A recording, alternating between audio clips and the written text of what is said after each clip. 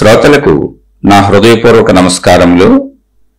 మనము అష్టావక్ర మహాముని చెప్పినటువంటి ఆత్మజ్ఞాన సంబంధిత బోధ అయినటువంటి అష్టావక్ర గీతను, ఆత్మజ్ఞాన గీత అంటే ఆత్మజ్ఞానాన్ని బోధించేటువంటి విషయంగా ఆధ్యాత్మిక చదువుగా, ఆత్మజ్ఞాన చదువుగా చెప్పుకుంటున్నాము. ఇప్పటి వరకు మొదటి అధ్యాయంలో 16 శ్లోకములు చెప్పుకున్నాము. ఒక్కొక్క శ్లోకము ఒక్కొక్క భాగముగా చెప్పుకుంటున్నాం. ఇక్కడ మనం గుర్తుంచుకోవలసిన, తెలుసుకోవలసిన విషయము ఏంటి అంటే, మనం చెప్పుకుంటున్నటువంటి ఈ విషయాలు ఏమున్నాయో, ఆధ్యాత్మికత ఏదుందో, ఆత్మజ్ఞానం ఏదుందో, ఇక్కడ ఆ మహాముని చేత చెప్పబడుతున్న విషయం ఏదుందో, అసలు ఇక్కడే కాదు ఎక్కడైనా ఆధ్యాత్మికత పేరుతో, ఆత్మజ్ఞానం పేరుతో చెప్పబడుతున్న విషయాలు ఏవైనా అవేవో మనకి ప్రత్యేకమైనవి కాదు, మనకు భిన్నమైనవి కాదు. మన భౌతిక జీవితం కంటే ప్రత్యేకంగా మనం ఏదో గొప్పగా చేస్తున్నాం, ఇంకోటి ఏదో చేస్తున్నాం, జ్ఞానం తెలుసుకుంటున్నాం, సాధనలు చేస్తున్నాం, ఆత్మజ్ఞానం తెలుసుకుంటున్నాం అని మనని మనం చూసుకొని గర్వపడే అంత విషయాలు కాదు. ఎందుకని చెబుతున్నాను ఇది అంటే, అవి సహజ విషయాలు, సామాన్య విషయాలు. బ్రతకడం కోసం డబ్బు సంపాదించుకోవడం ఎలాంటిదో, బ్రతుకులో అవసరమైనటువంటి జీవితానికి సంబంధించినటువంటి అన్నీ తెచ్చుకోవడం అలాంటిదో. అన్ని తెచ్చుకోవడం అంటే ఒక కుటుంబం, పిల్లలు, భర్త, భార్య, తల్లి, తండ్రి అన్నీ ఉన్నాయిగా మనకి. అలాగే అవసరమైనటువంటి వస్తువులు సమకూర్చుకోవటం, అవసరమైనటువంటి ఇళ్ళు, వాహనాలు, వస్తువులు అన్ని సమకూర్చుకొని జీవించటం అనేది ఎంత సహజ సామాన్య విషయమో ఎవరి స్థాయిలో అలా ప్రయత్నాలు చేస్తూనే ఉంటారు. ఇది ఒక సామాన్య విషయం, జీవించాలి ఇక్కడ నిండు నూరేళ్లు. అలాగే ఈ సామాన్య విషయంలోనే మనం పట్టించుకోకుండా కలిసిపోయి ఉన్నటువంటి అతి సామాన్య సహజ విషయం ఆధ్యాత్మికం. ఏంటి మనం పట్టించుకోనటువంటి అతి సామాన్య ఆధ్యాత్మిక విషయము అంటే, మనం ముందు అవసరమైంది పట్టించుకున్నాం. శరీరం ముందు బతుకుండాలి. మనం అసలు ఏది చేయాలన్నా ముందు మన శరీరం బతుకుండాలి. అది ఎప్పుడు మర్చిపోబాకండి. అందుకని అది గుర్తు చేయడానికి ఈ విషయాలన్నీ చెబుతున్నాం. ఆత్మజ్ఞానం అనగానే, దేవుడు అనగానే, ఏదైనా దైవీ సంబంధ విషయాలు అనగానే, ఆధ్యాత్మికం అనగానే, మతం అనగానే అది మన జీవితానికి భిన్నమైన విషయం అని అస్సలు అనుకోబాకండి. అది మన జీవితం లోపల విషయం, అసలు మన జీవితం ఉండటానికి ఆధారమైన విషయం, మనం ఇక్కడ జీవిగా ఉండటానికి ఆధారమైన విషయం, ఈ సృష్టి మొత్తానికి మనకే ఆధారమైన విషయం. అయితే అది మనకు తెలియాలంటే ముందు శరీరం ఉండాలి. ఈ శరీరాన్ని జాగ్రత్తగా నిలుపుకోవాలి. అందుకని చాలా మంది ఈ భక్తి మార్గాల్లోకి వెళ్ళి గురువులను అనుసరించి, మతాలను అనుసరించి, లేదా ఈ ఆత్మజ్ఞాన విషయాలని జీవితాలు పాడు చేసుకుంటున్నారు, కుటుంబాలు పాడు చేసుకుంటున్నారు. అందరూ కాదు, అందరూ అలా ఉండరు. అది దాన్ని సరిగ్గా అర్థం చేసుకోలేక అది జీవితానికి భిన్నమైన విషయం అనుకొని, వైరాగ్యం అంటే తన శరీరాన్ని పాడు చేసుకోవడం, తన కుటుంబాన్ని పాడు చేసుకోవడం, ఈ బంధాలు ఇవన్నీ వదిలేసి పారిపోవటం, ఎటువంటి స్థిరమైనటువంటి మనస్సు లేకుండా చంచలత్వంగా అర్థమయ్యి అర్థం కాక పిచ్చోళ్ళే తిరుగుతున్న వాళ్ళు చాలా మంది ఉన్నారు. కొంతమంది ఏమో ఇది అర్థమయ్యి అర్థం కాక అనేక మంది చేత మోసపోతున్నారు, అనేక మంది చేతుల్లో మోసపోతున్నారు. మాయలని, మహిమలని, రకరకాల వీటిల్లో చేర్చేశారు. అలా ఏం ఉండదు అసలు. నువ్వు డబ్బు సంపాదించుకోవడంలో మాయం ఉంది. నువ్వు ఏదో పని చేస్తే నీకు ఉన్నటువంటి పనిని, సామర్థ్యాన్ని బట్టి, తెలివిని బట్టి, నువ్వు చేసే వృత్తి, వ్యాపార, ఉద్యోగాలను బట్టి డబ్బు వస్తుంది. ఆ డబ్బును బట్టి నీ దగ్గర ఉన్నటువంటి ఇళ్ళు, వాహనాలు, వస్తువులు, నీకున్న సౌకర్యాలు ఉంటాయి. ఆ డబ్బును బట్టి నీకు అయ్యే పెళ్లిళ్ళు, పేరెంటాళ్ళు, నీకు వచ్చే సంబంధ బాంధవ్యాలన్నీ కూడా నీకున్న సామాజిక హోదాలు, వనరులను బట్టి ఉంటాయి. ఇందులో మహిమలు, మాయలు ఏమున్నాయి? అన్నీ కష్టే ఫలే. ఎవరు ఎంత కష్టపడతారో, ఎవరు ఎలా వెళ్తా ఉంటారో వాళ్ళని బట్టి, వాళ్ళ ప్రతిభని బట్టి సాగుతూ ఉంటుంది, వాళ్ళ కష్టాన్ని బట్టి వాళ్ళ జీవితం సాగుతూ ఉంటుంది. అలాగే ఇక్కడ కూడా ఈ ఆధ్యాత్మికత అనే దాన్ని మనం ఎంత తెలుసుకుంటామో, అంటే ఈ మార్గంలో ఎంత కష్టపడతామో, ఎంత తెలుసుకుంటామో, ఎంత సాధన చేసుకుంటామో, ఎంత దాన్ని, ఆ భావాన్ని లోపల ఇముడ్చుకోగలుగుతామో, అర్థం చేసుకోగలుగుతామో, అంత మనం ఒక శాంతిని పొందుతాం, ఓ సత్యాన్ని తెలుసుకుంటాం. సత్యం అర్థమైనప్పుడు మనసు శాంతిగా ఉంటుంది, హాయిగా ఉంటుంది. భౌతిక లాలస తగ్గుతుంది, మరణ భయం తగ్గుతుంది. శరీరం, దేహ భావన భావన తగ్గుతుంది. ఏంటి? కోరికలు, లాలసలు, తప్పులు చేసేంటి అటువంటి తప్పుల్లోకి వెళ్ళిపోయేటువంటి భావన తగ్గుతుంది తప్ప శరీరం చక్కటి నిజం. అంటే ధర్మంగా బతుకుతాం, మంచిగా బతుకుతాం, చక్కగా బతుకుతాం, హాయిగా బతుకుతాం. అందుకని ముందు ఇవన్నీ తెలుసుకోండి.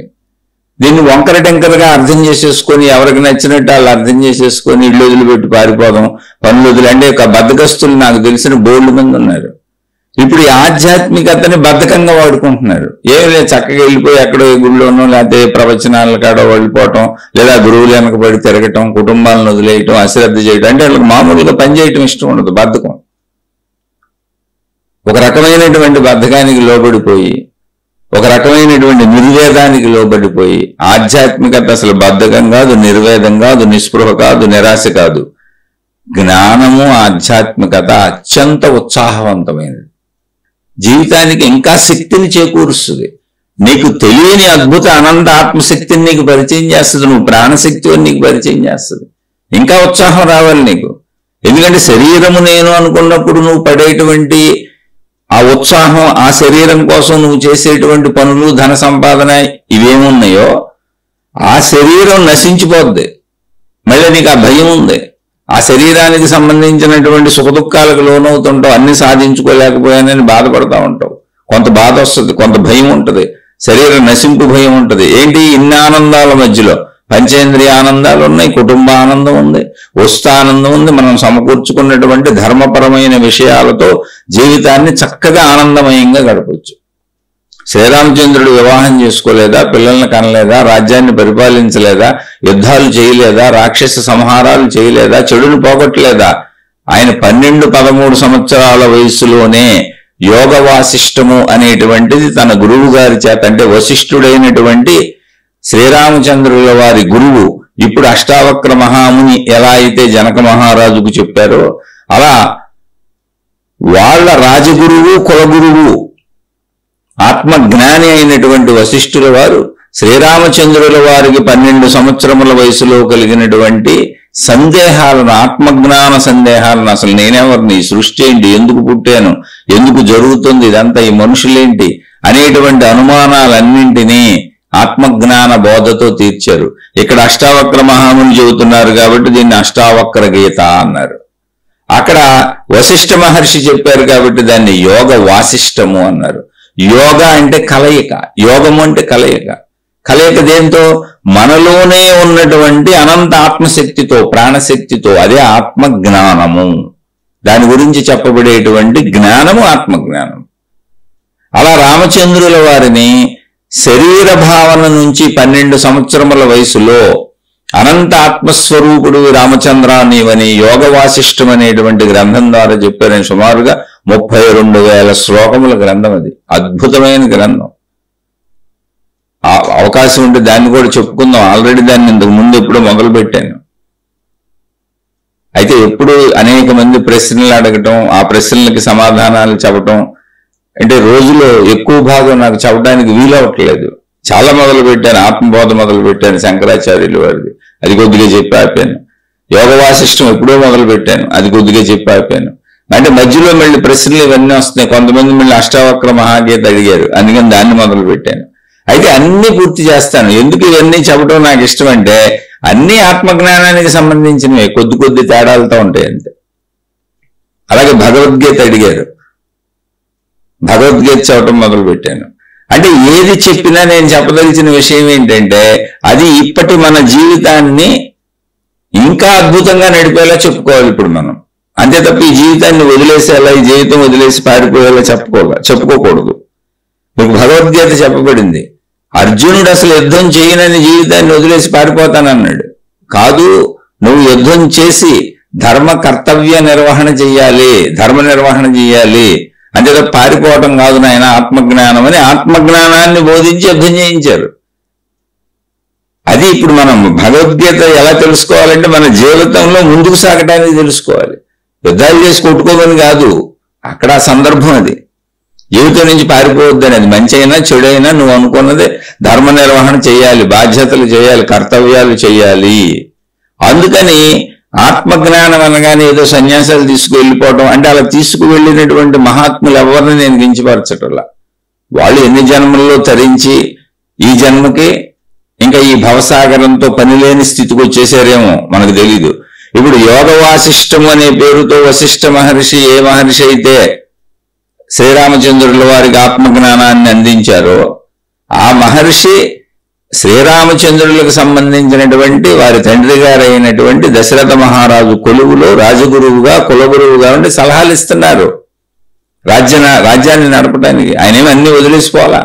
అలానే ఆయన తపస్సులు చేసుకుంటారు. అవసరమైన రాజ్య సలహాలకు ఆయన ఉంటారు. పూర్వపు రాజులందరూ కూడా ధర్మముగా పరిపాలించాలి. ఒక్కొక్కసారి మనం రాజులం కదా, ఉద్రేకంలో మన స్వభావంలో ఉన్నటువంటి రజోగుణము చేత ధర్మం తప్పుతావేమోనని సాత్విక స్వభావులైనటువంటి జీవన్ముక్తులైనటువంటి మహర్షులను మునులను గురువులుగా పెట్టుకొని ఉంచుకునేవాళ్ళు. వాళ్ళ సలహాల ప్రకారం పనిచేసేవాళ్ళు. అలా ఉన్నటువంటి వశిష్ఠ మహర్షి ఆయన వివాహం చేసుకున్నారు. వశిష్ఠ మహర్షి అరుంధతి ఆయన భార్య, ఆయనకి పుత్రులు ఉన్నారు.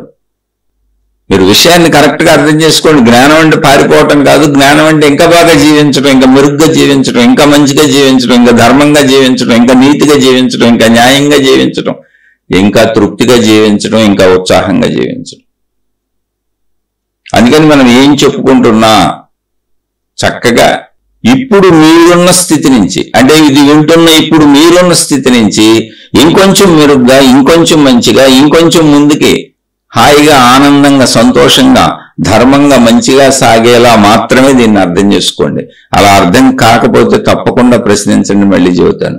అంతే తప్ప కుటుంబాల నుంచి పారిపోవటానికి, పనులు చేయకుండా బద్దకించి పారిపోవటానికి, నేనేదో సాధనలు చేసుకుంటాను ఈ పనులు చేయనని మీరు ప్రపంచానికి భారమై బతకూడదు, కుటుంబానికి భారమై బతకూడదు. మీ డబ్బు మీరే సంపాదించుకోవాలి, మీ కుటుంబాన్ని మీరే పోషించుకోవాలి, మీ బాధ్యతలన్నీ మీరే నిర్వర్తించుకోవాలి.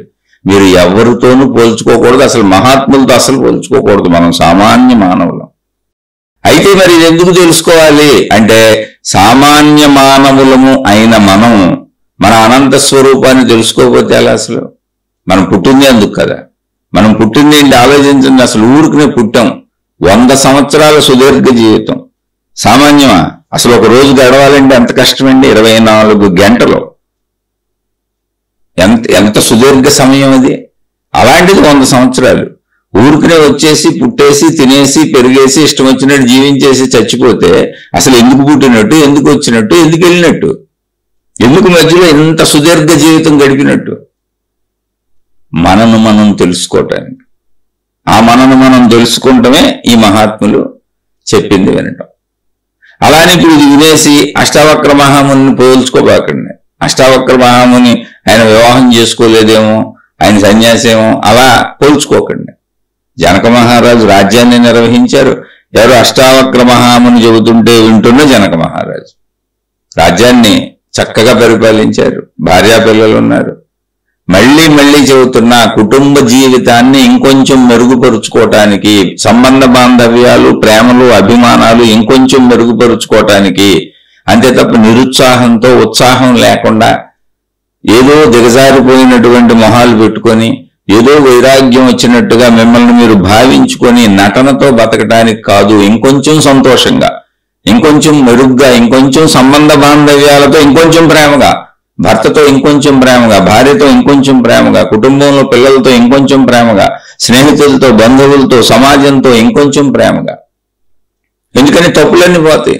నేను అనంత ఆత్మశక్తిని అన్న భావన నాకు తెలుస్తున్నప్పుడు, శరీరం పరిమితమైందని నాకు తెలుస్తున్నప్పుడు, శరీరం నిజమే, ఈ పరిమితమైన శరీరంతోనే నా అపరిమితమైన అనంత ఆత్మతత్వాన్ని తెలుసుకోగలను. ఆ విషయం గుర్తుపెట్టుకోండి. కాబట్టి నాకు అనంతాత్మతత్వాన్ని అందించేటువంటి శరీరం అద్భుతమైంది. అందుకే అద్భుతమైన సుఖభోగాలు ఇందులో ఉన్నాయి. ఎందుకని నీకు బ్రతకాలి అనిపించాలి, ఇక్కడ ఉండాలని అనిపించాలి. ఇక్కడ నీకు అలా బ్రతకాలనిపించాలి, ఉండాలనిపించాలి. కాబట్టి ప్రకృతి అద్భుతమైన ఏర్పాటు చేసి పంచేంద్రియాలను పెట్టి పంచేంద్రియాలకు చక్కటి అనుభూతుల్ని ఇచ్చింది. ఒకే శరీరంలో ఒకే మాంసపు ముద్దలో తల నుంచి కాళ్ళ వరకు మొత్తం మనకున్నది ఏమీ లేదు. మాంసము, ఎముకలు, రక్తం ప్రవహిస్తుందంటే మొత్తం మాంసపు ముద్ద. ఒకే మాంసపు ముద్దలో కళ్ళు అనేటువంటి భాగాలు చూస్తాయి, ముక్కు అనేటువంటి భాగాలు వాసన తెలుసుకుంటాయి, చెవులు అనేటువంటి భాగాలు శబ్దాలు వింటాయి, నాలుక అనేటువంటి భాగం రుచి తెలుసుకుంటుంది. స్త్రీ పురుష జననేంద్రియాలు అద్భుతమైన సుఖాన్ని ఇస్తాయి. ప్రపంచంలో అంతకంటే సుఖం లేనే లేదు. అలాగే నాలుక రుచుల సుఖాన్ని మించిన సుఖం లేనే లేదు. ఈ రెండు సుఖాలు ఎందుకు అంత బలంగా ఉన్నాయి ఒకసారి మీరు ఆలోచించండి. తల నుంచి కాళ్ళ వరకు చర్మానికి స్పర్శ తెలుస్తుంది. ఆ స్పర్శ స్త్రీ పురుష జననేంద్రియాలు స్పర్శ సుఖం చాలా అద్భుతంగా ఉంటుంది, స్త్రీ పురుష శారీరక సుఖం. అలాగే రుచి సుఖం చాలా అద్భుతంగా ఉంటుంది. ఎంత బలంగా ఎందుకున్నది అంటే ఏంటి ఇలా మాట్లాడుతున్నా అనుకోకుండా ఉన్న సత్యాలు ఇవి. సత్యాన్ని సత్యంగా అర్థం చేసుకోండి, అప్పుడే జీవితం అందంగా ఉంటుంది. ఎందుకు శరీరానికి ఇవన్నీ పెట్టింది సృష్టి అంటే మనం ఇక్కడ 100 ఏళ్ళు బ్రతకాలని మనకు అనిపించాలి, బంధాలు బాంధవ్యాలు ఉండాలి. అయితే అవన్నీ ఎలా ఉండాలి? ధర్మముగా ఉండాలి, మంచిగా ఉండాలి. అలా ఉంచుకొని శరీరం ఉంటేనే 100 సంవత్సరాలతో నశించిపోయేటువంటి నిరంతర మార్పులు చెందుతూ అనేక అనుభూతులను అనేక అనుభవాలను పొందగలిగినటువంటి అనేక సుఖభోగాలను అనుభవించగలిగినటువంటి ఈ శరీరం ఉంటేనే నేను అనంతాత్మను అనే నా అసలు స్వరూపం తెలుసుకోవడానికి వీలవుతుంది, లేకపోతే కుదరదు. ఈ సత్యం మరవకండి. అందుకని ఈ శరీరం చాలా ముఖ్యమైనది. అందుకని అన్ని అనుభూతులు పెడితే ఈ శరీరాన్ని నువ్వు జాగ్రత్తగా చూసుకుంటావని సృష్టిలో పెట్టింది. నీ శరీరాన్ని నువ్వు జాగ్రత్తగా చూసుకొని దాన్ని రక్షించుకొని శరీరము నేనన్న భావన కల్పించుకొని శరీరాన్ని నువ్వు నిండు నూరేళ్లు చక్కగా జాగ్రత్తగా చూసుకోవాలి. అలా చూసుకోవాలంటే శరీరం పట్ల నీకు ఆసక్తి కలగాలి. ఆసక్తి కలగాలంటే ఇంద్రియాలు ఉండాలి, ఇంద్రియాలకు వాంఛలు ఉండాలి. అవి ఉన్నాయి. వాటి వలన శరీరాన్ని నిలుపుకుంటాం. అయితే మరి అలా నిలుపుకొని అందులోనే ఉండిపోయి తప్పులు చేసుకుంటూ వెళ్ళిపోయి పొరపాట్లు చేసుకుంటూ వెళ్ళిపోయి దుఃఖాలకు లోనైపోయి మనం అనేక బాధలకు లోనైపోయి కష్టాలకు లోనైపోయి తప్పులు చేసేసి కష్టాల్లోంచి తప్పించుకుందామని ఇతరులకు హాని చేసేసి ఇతరులకి నష్టపరిచేసి ఇతరుల జీవితాలు పాడు చేసేస్తే ఎలా? అందుకని మళ్ళీ ఇక్కడ చక్కటి జ్ఞానాన్ని అందించేలా మనలోనే బుద్ధిని పెట్టింది. బుద్ధి కూడా మనలోనే ఉంది. ఇప్పుడు ఈ తత్వాన్ని తెలుసుకున్న వాళ్ళందరూ ఎవరు? మనుషులే. వీళ్ళకేమో ఆకాశం నుంచి చెప్పవాళ్ళు. ఇప్పుడు మనం ఆలోచించినా మనకు అర్థమవుద్ది. ఆలోచించారు, అన్వేషించారు, తమలోకి తాము ప్రవేశించారు, ఆ సత్యాన్ని తెలుసుకున్నారు. అందుకని వింటున్న ఎవరైనా మీరు మంచి వాళ్ళు కరెక్ట్గా వింటున్నారు అంటే మీ వాళ్ళకి ఎవరికైనా వినిపించండి చక్కగా తీసుకెళ్ళి. దీన్ని ఎలా వినాలి? మీ కుటుంబాలను ఇంకా మెరుగుపరుచుకునేలా వినాలి. ఎందుకని మీరు మంచివాళ్ళు అయిన కొద్దికి కుటుంబం మెరుగుపడతా ఉంటుంది. మీరు చెడ్డోళ్ళు అయితే కుటుంబం పాడైపోద్ది, మీరు పాడైపోతారు. ఇది కుటుంబ సంబంధ బాంధవ్యాలను ఇంకా మెరుగుపరచాలి మంచితనంతో. ఇంతకుముందు మనకు తెలియక మనం గొడవలు పడిపోతా, అజ్ఞానంతో గొడవలు పడిపోతా, భార్యాభర్తలు కొట్టుకుంటా, ఇంట్లో అందరూ కొట్టుకుంటా, తండ్రి కొడుకులు అందరూ అహంకారంతో ఘర్షణతో మాట్లాడుకుంటా నిరంతరం దుఃఖాలకు అశాంతులకి ప్రేమలు ఉన్నా కూడా దుఃఖాలకు అశాంతులకి లోనైపోతూ అలా గడిపే జీవితాలన్నీ కూడా అశాంతిని దుఃఖాన్ని వదిలేసి కొంచెం క్షమించడం నేర్చుకొని, కొంచెం ప్రేమించడం నేర్చుకొని, కొంచెం సర్దుకోవటం నేర్చుకొని నేను అనంత ఆత్మస్వరూపుణ్ణన్న భావనలో కొంచెం ఈ మోసాలు దగలు కుట్రలు కుతంత్రాలు అన్నీ మానేసి సంతృప్తితో హాయిగా ఆ భావన అర్థమైనప్పుడు ఆ సంతృప్తి, ఆ హాయి, ఆ సంతోషంతో చుట్టూ ఉన్న వాళ్ళందరికీ దాన్ని పంచుతూ ఒకవేళ ఎవరైనా చిన్న చిన్న పొరపాట్లు చేస్తే ఏదో మానవ సహజం శరీర భావనలో చేశారులే, సత్యం తెలియక చేశారులే, నేను అనంత ఆత్మస్వరూపుడిని, వాళ్ళు కూడా అనంత ఆత్మస్వరూపులే, శరీర భావనలో ఇలాగే ఉంటుంది అనేటువంటి భావనతో ఇంకా జీవితాన్ని మెరుగుపరుచుకోవాలి. అందుకని దీన్ని ఉపయోగించుకోండి. లేదు ఈ శ్లోకం వరకే చెప్పేసి ఊరుకున్నాను అనుకోండి, నేను మీకు ఇది వంకరగా అర్థమవుద్ది, వంకర వైరాగ్యం వస్తుంది. అందుకని చెబుతాను, వైరాగ్యము అంటే రాగము. రాగం అంటే బంధం లేకపోవటం. బంధం అంటే ఏంటి? వ్యసనము కాదు. నాకేది వ్యసనం కాదు. ఇప్పుడు తాగుబోతున్నాడు, తాగకుండా ఉండలేడు, చచ్చిపోతాడు. ఏం చేసైనా తాగుతాడు, వాడు చచ్చైనా తాగుతాడు, ఎదుటి చంపైనా తాగుతాడు. ఈ మధ్యలో ఎన్ని అవసరాలు అయితే అన్ని చేస్తాడు, అసత్యాలు అబద్ధాలు ఎన్నేం చేస్తాడు. అది బంధము. ఆనందకరమైంది బంధం ఏముంది? నా భార్య నాకు బంధం అనుకుంటే భ్రమది. నా కుటుంబం నాకు అసలు బంధమే కాదు, నేను ఇక్కడ ఉండాలంటే ఆ బంధాలు ఉండాలి. నా శరీరం నాకు బంధమే కాదు, నేను అసలు నా ఎంటిటీ ఎగ్జిస్టెన్స్ శరీరం కదా. ఇప్పుడు ఈ శరీరం లేకపోతే నేను అనంత ఆత్మస్వరూపుడినైనా నేను ఎలా మాట్లాడగలను, నేను ఎలా చెప్పగలను, నేను ఎలా వినగలను? అనంత ఆకాశం మన చుట్టూ సర్వవ్యాపక అనంత ఆత్మశక్తి ఆకాశమే. నేనుంది నిర్విరామంగా నిర్వికారంగా ఉంది, అసలు ఏమీ లేదన్న భావనలో ఉన్నాం మనం. అలా కాదు, భావనగా అది తెలుసుకొని శరీరంతో ఆనందంగా హాయిగా జీవించాలి. చుట్టూ శరీరాలతో జీవిస్తున్న అందరికీ హాయిని ఆనందాన్ని పంచాలి. అదే జగత్తు ఆట, అదే జ్ఞానపు ఆట, అదే ఆత్మజ్ఞానపు ఆట జీవితం. ఆత్మజ్ఞానపు ఆట జీవితం. ఆటలా సాగిపోవాలి 100 ఏళ్ళు హాయిగా ఆనందంగా. ఇందులో అసలు దుఃఖాలే లేవు. ఆటలో దుఃఖం ఏంటి? ఆటలో ఒకసారి మనం ఓడిపోతాం, ఒకసారి ఎదుటోళ్ళు ఓడిపోతారు. ఏముంది ఆటలో ఎవరు ఓడిపోతే ఆట కదా అది. ఆట అన్నా కదా, ఆడుతున్నప్పుడు ఒకళ్ళు ఓడాలి, ఒకళ్ళు గెలవాలి. ఎప్పుడు అదే జరుగుద్ది. జీవితం అంతే, ఎప్పుడు ఎవరో ఒకళ్ళు ఓడిపోతే ఒకళ్ళు గెలుస్తూ ఉంటారు. కానీ ఆటని తెలిస్తే, ఆటని ఎప్పుడు తెలుస్తుంది? నేను అనంతాత్మస్వరూపుడునన్న ఎరుక కలిగితే, నేను అనంతాత్మస్వరూపురాలునన్న ఎరుక కలిగితే. అందుకని ఆ సత్య ఎరుక నీకు తెలియాలి. ఆ సత్య ఎరుకకి ఆధారమే ఈ శరీరం. ఈ శరీరంలో నీకు 100 ఏళ్ళు బతకాలని అనిపించాలి కనుక శరీరానికి సృష్టి చేసిన ఏర్పాటు పంచేంద్రియ అనుభూతులు, అనుభవాలు, సుఖములు, భోగములు. అవి నువ్వు తెచ్చుకున్నది కాదు. ఎవరైనా ఈ శరీరం పనికిరాంది, తుచ్చమైంది, చివునెత్తుడు శరీరం, ఈ కోరికలు పనికిరాని, ఇవన్నీ వేస్ట్ అంటే నమ్మకండే. వాటి అసలు ఆ విషయాలు నమ్మకండి. సృష్టి పెట్టిన వేస్ట్ ఎలా అవుతాయి? ఇంత అద్భుతంగా అసలు ఈ శరీరాన్ని తయారు చేయగలరా ఎవరన్నా? ఎవరి వల్లన్నా అవుతుందా? ఒకే మాంసపు ముద్దలో ఇన్ని భావాల, పైనుంచి కింద వరకు ఏక మాంసపు ముద్దది. కానీ ఒక్కొక్క ప్రదేశంలో ఒక్కో భావమా, ఒక ప్రదేశం దృశ్యమా, ఒక ప్రదేశం శబ్దమా, ఒక ప్రదేశం వాసన, ఒక ప్రదేశం రుచులా, ఒక ప్రదేశం స్పర్శలా. మళ్ళీ మీకు ఇందాక చెప్పాను, ఎందుకంత అద్భుతమైనటువంటి రుచికి, స్త్రీ పురుష శారీరక సుఖానికి అంత అద్భుతమైన గాఢభావం ఎందుకు పెట్టింది? మీరు చూడండి, పంచేంద్రియాలలో రుచికి ఎక్కువ ప్రాధాన్యతనిస్తాం. అలాగే స్త్రీ పురుష శారీరక సుఖాలకు అద్భుతమైన ప్రాధాన్యతనిస్తాం. అంటే అందులో అంత సుఖం నిజంగా ఉంది, అబద్ధం కాదు, నిజంగా ఉంది. ఎందుకు అలా పెట్టిందో తెలిసే సృష్టి ఒక్కసారి మీరే గమనించుకోండి, మీకే అర్థమైపోతాయి. తినపోతే బతకలేం, చచ్చిపోతాం. కాబట్టి అద్భుతమైన రుచి భావన పెట్టి తినాలి, నాకు అది కావాలి, నాకు ఇది కావాలనే భావాన్ని కల్పించింది. అంత రుచిని పెడితే చక్కగా తినాలని మనకు అనిపిస్తుంది.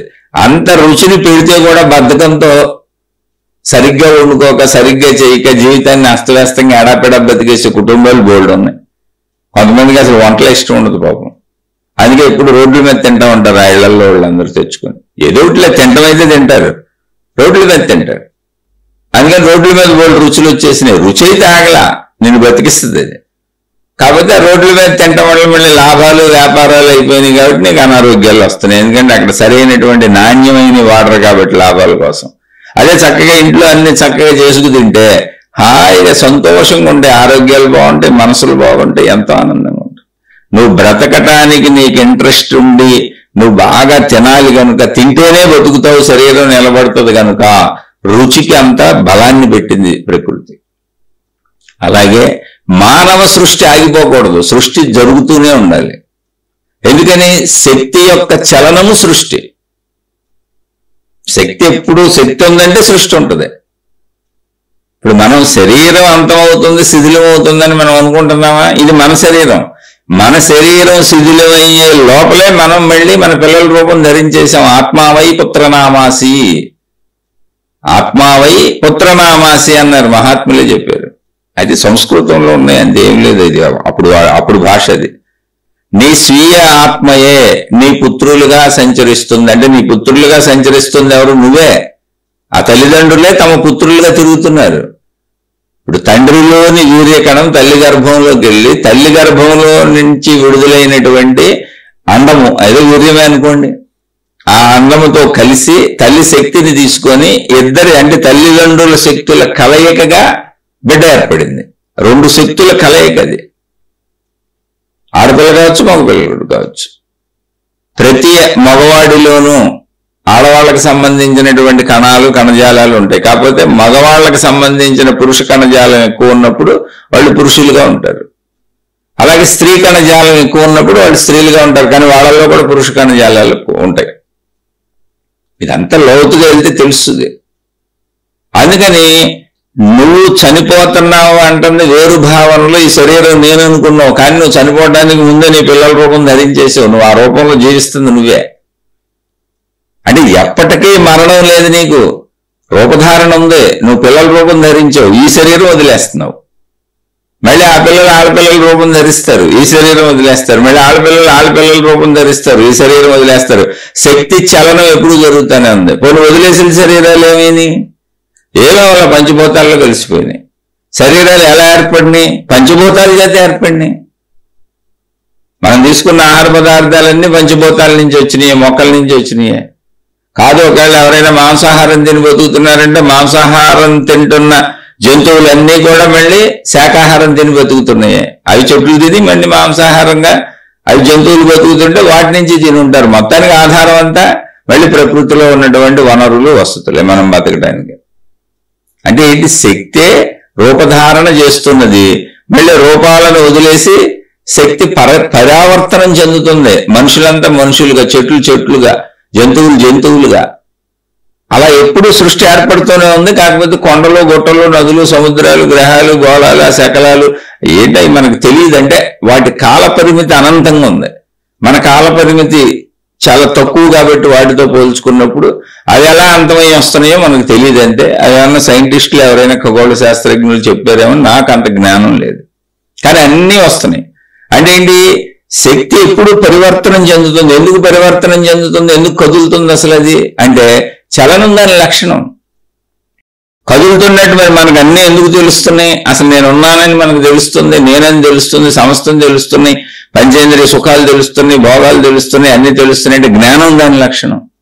ఇచ్ఛాశక్తి, క్రియాశక్తి, జ్ఞానశక్తి, 3 లక్షణాలు దానికి కలిగి ఉన్నాయి. అలాగే పంచభూత లక్షణాలు కలిగి ఉన్నాయి దానికి. పంచభూతములని దాని లక్షణములు అంతే తప్ప విడివిడిగా ఏమి లేవు. పంచేంద్రియములు అనంత శక్తి యొక్క లక్షణములు, అదాన్నే ఆత్మ అన్నారు. సర్వవ్యాపక ఆకాశమే ఆత్మశక్తి. ఇంకా భిన్నత్వం ఏమీ లేదు అందులో. ఉన్నాయి మన చుట్టూ ఉన్న ఖాళీ అంతా, ఆకాశం అంతా ఆత్మశక్తే. కానీ దాన్ని మనం ఐడెంటిఫై చేయలేము ఆత్మశక్తిగా. ఆత్మశక్తి అన్న భావనను మనం పొందుతాం. ఇప్పుడు అది శరీరంతో ఆ భావన పొందొచ్చు. శరీరం వలన మాత్రమే నేను ఆత్మశక్తిని అన్న భావనని, ఎరుకని పొందటానికి వీలవుతుంది. ఎందుకంటే గ్రహణ శక్తికి గ్రహించటానికి వీలుగా శరీర నిర్మాణం జరిగింది. అది సృష్టి చేసిన ఏర్పాటు. అందుకని నన్ను నేను అనుభవిస్తాను. అంటే శరీరాలు ధరించి ప్రకృతిలో ఏం జరుగుతుందంటే అనంత ఆత్మశక్తి తనను తాను అనుభవిస్తున్నది. ఇక్కడ జరుగుతున్నది ఏంటంటే, ఇప్పుడు ఆకాశ స్థితి ఉంది. ఆకాశ స్థితిలో అది నిర్మలం, నిశ్చలం, నిర్వికారం, అలా అనంతంగా ఉంది. అంతే. అంత సింపుల్. అది ఉన్నాను అంటే గాఢ నిద్రాస్థితిలో మనం ఎలా ఉంటాం అలా ఉంది. నేనున్నానని ఎరుగు లేదుగా మనకి. అదే అనంత ఆత్మశక్తి సృష్టిగా తనను తాను అనుభవిస్తుంది. అంటే నేనున్నాను అని తనను తాను అనుభవించుకుంటుంది. అనేకమై నేనున్నానన్న భావాన్ని క్రియేట్ చేసుకుంటుంది. అదే మన అందరికీ కలిగిన భావన. అంతే, ఏం లేదు అది. అయితే అది మనకి విడివిడిగా చూసినప్పుడు దేహ భావనలో వేరుగా అనిపిస్తుంది. అనంత ఆత్మశక్తి భావనలో తానే తనలో అనేకమై తనను తాను భావించుకుంటున్నది ఉన్నట్టుగా. అంతే, ఏం లేదు అక్కడ. దాన్ని తెలుసుకుంటున్నాం మనం. అదే ఆత్మజ్ఞానం. అందుకని కుటుంబ జీవితాలు పాడు చేసుకోబాకండి. చక్కగా కుటుంబ జీవితం ఇంకా మెరుగుపరుచుకోండి. ఇప్పుడు ఈ శ్లోకాలన్నీ అంటే నాకు కొంతమంది ఇదంతా ఎందుకు చెబుతున్నావు నువ్వు అని కూడా మీరు అడగాలి. నన్ను అడగకపోయినా నేను చెబుతాను. ఎందుకంటే కొంతమంది ఏదో వైరాగ్యం వస్తుందండి, అంటే వైరాగ్య భావాలతో భర్తతో ఉండాలనిపించట్లేదు, భార్యతో ఉండాలనిపించట్లేదు, ఈ సంసారంలో ఉండాలనిపించట్లేదు, ఈ పిల్లలు, ఈ బాధ్యతలు, ఈ డబ్బు, ఇవన్నీ చేయాలనిపించట్లేదు, ఎక్కడికో వెళ్ళిపోదాం, ఆశ్రమాలకు వెళ్ళిపోదాం, సాధనలు చేసుకుందాం, సాధనలకు వీళ్ళందరూ అడ్డమైపోయారు, నన్ను సాధనలు చేయనివ్వట్లేదు, ఇంట్లో కూర్చుంటే సాధనలు కుదరట్లేదు. ఏం చేస్తారండి సాధన? ఇంట్లో వాళ్ళతో ఉండటమే కుదరపోతే ఆత్మజ్ఞాన సాధన ఎలా చేస్తారండి? అనంత ఆకాశం, అసలు ఏమీ లేని ఆకాశాన్ని ఎలా పట్టుకుంటారండి? ఉన్న మనుషుల్ని పట్టుకొని వాళ్ళతో ఉండటం కుదరపోతే. ఈ సత్యాన్ని తెలుసుకోండి. ముందు మీకు మనుషులు కనపడుతున్నారు, భార్యగా, భర్తగా, పిల్లలుగా, కుటుంబంగా, స్నేహితులుగా, అన్నదమ్ములుగా, అక్క చెల్లెలుగా. కనపడుతున్న వాళ్ళతోనే ఎలా ఉండాలో, ఎలా వ్యవహరించాలో ఏంటి జ్ఞానం ఉంది. మళ్ళీ వాళ్ళతో అవసరాలుండి, మనకు వాళ్ళతో అవసరం ఉంది, వాళ్ళకి మనతో అవసరం ఉంది. అవసరాలుండి కొంచెం మంచిగా ఉండడమే రాకపోతే మనకి కొంచెం ఓర్పుగా, కొంచెం సర్దుకొని, కొంచెం మంచిగా ఉండి మన వాళ్ళతో మనమే ఉండలేకపోతే అసలు కనపడని అనంతాత్మని మీరు ఎలా తెలుసుకుంటారు? ఏం సాధన చేస్తారండి? ఎక్కడికి వెళ్ళి చేస్తారు? మీకు ఏం చెబుతారు? ఎవరు చెబుతారు మీకు సాధన? ఏ సాధన చేస్తే వస్తుందని చెప్పారు? అది సాధనలు చేస్తే వచ్చేది కాదు, అది నీ స్వరూపం. ఆల్రెడీ అది నువ్వే. నువ్వు ఎప్పుడైతే దేహభావనలో నీ ధర్మాలన్నీ కరెక్ట్గా నిర్వర్తించి చిత్తశాంతిని పొందుతావో, చిత్త ప్రశాంతతని పొందుతావో, అది ఎప్పుడు వస్తుంది? ఘర్షణలు లేనప్పుడు వస్తుంది, గొడవలు లేనప్పుడు వస్తుంది, సుఖంగా సంతోషంగా బతుకుతున్నప్పుడు వస్తుంది, సంతృప్తిగా ఉన్నప్పుడు వస్తుంది. సుఖంగా బతకడం, సంతోషంగా బతకడం, సంతృప్తిగా బతకడం నీ లోపలే ఉంది. నువ్వు ఉండాలి. మా ఆయన అలా ఉంటే నేను సుఖంగా ఉంటాను, మా అబ్బాయిలందరూ మా పిల్లలందరూ నా మాట వింటే సుఖంగా ఉంటాను, లేదా మా ఆవిడ ఇలా ఉంటే సుఖంగా ఉంటాను, అంత డబ్బు ఉంటే సుఖంగా ఉంటాను, ఇన్ని వనరులు ఉంటే సుఖంగా ఉంటాను, ప్రపంచం అంతా నా మాట వింటే సుఖంగా సంతోషంగా ఉంటాను, అప్పుడే నాకు శాంతి వస్తుంది అంటే ఎప్పటికీ నీకు శాంతి రాదు. ఎందుకంటే నీ శాంతిని దేనొక దాని మీద పెట్టుకున్నావు. ఎక్కడుంటే అక్కడ, ఎలా ఉంటే అలా నీ స్వప్రయత్నంతో ధర్మంగా, మంచిగా, హాయిగా జీవిస్తూ సర్వము అనుభవిస్తూ సుఖంగా, ఆనందంగా ఉండటం అలవాటు చేసుకో. చాలా సింపుల్. నీ లోపల పని ఉండొచ్చు, తప్పకుండా ఉండొచ్చు. అందుకే ఆత్మజ్ఞానం, ఆధ్యాత్మికత చెప్పబడేది. అంతా నీ లోపలే ఉందని. మొత్తం జరుగుతుందంతా నీ లోపలే ఉంది, నీ మనసులోనే ఉంది, నీ ఆలోచనలోనే ఉంది. ఆ మనసుకు ఆధారమైన శక్తిని పట్టుకున్నావంటే అసలు నువ్వు అనంత ఆత్మస్వరూపుడు, ఆత్మస్వరూపురాలు అని తెలుస్తుంది. బయట నిన్ను ఎవరు ఇబ్బంది పెట్టట్లేదు. నువ్వే బయట మనుషుల్ని నానా రకాలుగా, బయట మనుషుల్ని, వస్తువుల్ని, ప్రదేశాలని అన్నింటినీ ఊహించుకొని రకరకాలుగా బుర్రబాటు చేసుకుంటున్నావు. అందుకని ప్రతిసారి ఎందుకు చెబుతున్నానంటే, ఆధ్యాత్మికం అనగానే వైరాగ్యమని, నాకెవరో అడ్డం పడిపోతున్నారని, నన్నెవరో సాధనలు చేయనివ్వట్లేదని, నన్నెవరో ఎదగనివ్వట్లేదని, అసలు ఇదంతా అడ్డంగా ఉందని, ఇది చాలా తప్పు. ఒకవేళ ఇలా ఎవరైనా గురువులు మీకు నేర్పుతుంటే వాళ్ళని అనుసరించబాకండి దయించి. నేను నిజంగా చెబుతున్నా, అనుసరించకండి. ఎందుకంటే కనపడుతున్న మనుషులతో, కనపడుతున్న విషయాలతో, అనుభవానికి అందేటువంటి విషయాలతో, తెలుస్తున్న బుద్ధితో, తెలుస్తున్న జ్ఞానంతో మనుషులతోనే సర్దుకొని సఖ్యతగా ఉండాలని నువ్వు కనపడని అనంతాత్మని తెలుసుకోగలవా? ఎవరు ఏ సాధన చెప్పారు నీకు చేయమని వచ్చేస్తుందని? అసలు లక్షల సాధనలు ఏం సాధన చేస్తావు? ధ్యానం అంటే ఎవరిని మూల కూర్చుంటే సాధన అది ఎవరు చెప్పారు? మనసుని కాసేపు ఆపే ప్రక్రియ, శరీరాన్ని కాసేపు ఆపే ప్రక్రియ అంతే. సాధనలు లక్షల రకాలు చెప్పారు. అవన్నీ మనసుని, శరీరాన్ని ఆపడానికే. ఆత్మను పొందడానికి సాధనే లేదు. ఎందుకంటే అది నువ్వు అయ్యే ఉన్నావు. మా మొత్తం ఉన్నదంతా అనంత ఆత్మశక్తే. దాన్ని పొందటం ఉండదు. దానికి అడ్డం పడుతున్న వాటిని తీసేయటం ఉంటుంది. సూర్యుడు వెలుగుతూనే ఉన్నాడు, మనం కళ్ళు తెరిస్తే చాలు వెలుగు కనపడుతుంది. కళ్ళు మూసుకొని వెలుగు లేదంటే అలా అంతే. ఇది కూడా నొక్కి నొక్కి చెబుతున్నాను. అంటే నాకు చెప్పేటువంటి వాళ్ళందరి ప్రశ్నలు అవన్నీ చదవటం, అంటే అందులో శారీరక కోరికలు కూడా నాకు ఇష్టం ఉండట్లేదు, ఇలా రకరకాలుగా చెప్పిన వాళ్ళు ఉన్నారు. అందుకని చెబుతున్నాను. ఇదంతా చాలా తప్పు. మీరు విషయాలను తప్పుగా అర్థం చేసుకుంటున్నారు. మీకు ఎవరో వైరాగ్యం అంటే అన్ని వదిలేయటం అని, గడ్డాల మీసాలు పెంచుకోవటం అని, లేదా ఏదో జుట్లు విరబోసుకోవటం అని, ఆడవాళ్ళు అయితే పిచ్చి పిచ్చిగా అన్ని రకాలుగా ఇష్టం వచ్చినట్టు జీవించేయటం అని, మనుషులకు దూరంగా వెళ్ళిపోవటం అని, మనుషుల్ని వదిలేయటం అని, మనుషులతో కలిసి ఉండటమే బంధమని ఎవరు చెప్పారో మిమ్మల్ని తప్పుదోవ పట్టిస్తున్నారు. బాధ్యతలు నిర్వర్తించటము, సక్రమముగా ఉండటము, ఉన్న దాంట్లో సంతృప్తిగా ఉండటము, ధర్మములన్నీ కరెక్ట్ గా నిర్వర్తించటము. మళ్ళీ ఒకసారి గుర్తు చేస్తున్నా, 12 సంవత్సరాల వయసులోనే అనంత ఆత్మజ్ఞానాన్ని తన గురువు ద్వారా విని, ఆత్మజ్ఞానాన్ని పొంది, ఆత్మజ్ఞాన సాధనలు చేసి జీవన్ముక్తుడైనటువంటి శ్రీరామచంద్రుల వారు తర్వాతే సీతమ్మ తల్లిని వివాహం చేసుకున్నారు. దాని తర్వాతే లక్షల మంది రాక్షసుల్ని సంహరించుకుంటూ వెళ్ళారు. కర్తవ్య నిర్వహణ. లవకుశుల్ని కన్నారు. శ్రీకృష్ణుడు సాక్షాత్తు భగవద్గీతను బోధించిన శ్రీకృష్ణుడు దాన్ని మించినటువంటి అద్భుతమైన గ్రంథం ఇంతవరకు లేదు అసలు ప్రపంచంలో. అటువంటి శ్రీకృష్ణ పరమాత్మ చక్కగా వివాహం చేసుకున్నారు. ఆయనకి అష్టభార్యలు ఉన్నారు. అష్టభార్యలకు సంతానం ఉన్నారు. మళ్ళీ ఆయన ఎంతో ధర్మనిరతిగా చక్కగా అందరికి సాయం చేశారు. ఎన్నో యుద్ధాలు చేశారు రాక్షసులతో, చెడ్డవాళ్లతో, ఆయన మీదకి వచ్చిన వాళ్ళతో. శత్రు సంహారం ఎంతో జరిగింది. అలాగే పాండవులకు నిరంతరం మంచి వాళ్ళకి సహకరిస్తూనే ఉన్నారు, కాపాడుతూనే ఉన్నారు అందరినీ. ఆయన వచ్చి మనిషిలాగానే ఉన్నారుగా. ఆయనేగా భగవద్గీతని చెప్పింది. మరి మిమ్మల్ని ఎవరు కుటుంబాలు వదిలేయమన్నారు, పిల్లల్ని వదిలేయమన్నారు, భార్యలను వదిలేయమన్నారు, భర్తలను వదిలేయమన్నారు, కాపురాలు చేయొద్దని ఎవరు చెప్పారు? ఇలాంటి ఆలోచనలు వస్తాయనే మహాత్ములు మనకి చరిత్రలు అందించారు. దేవుళ్ళకు కూడా వివాహాలు అయినాయి, భార్యలు ఉన్నారు, భర్తలు ఉన్నారు, పిల్లలు ఉన్నారు. అంటే కుటుంబ జీవితం సాగించుకోండి. ధర్మపరమైనటువంటి కుటుంబ జీవితం తప్పు కాదు, ధర్మపరమైనటువంటి సంపాదన తప్పు కాదు, ధర్మపరమైన కర్తవ్యాలు నిర్వహించటమే కరెక్టు. అక్కడి నుంచి ఆత్మజ్ఞానం వస్తుంది, ధర్మజీవనం నుంచి ఆత్మజ్ఞానం వస్తుంది.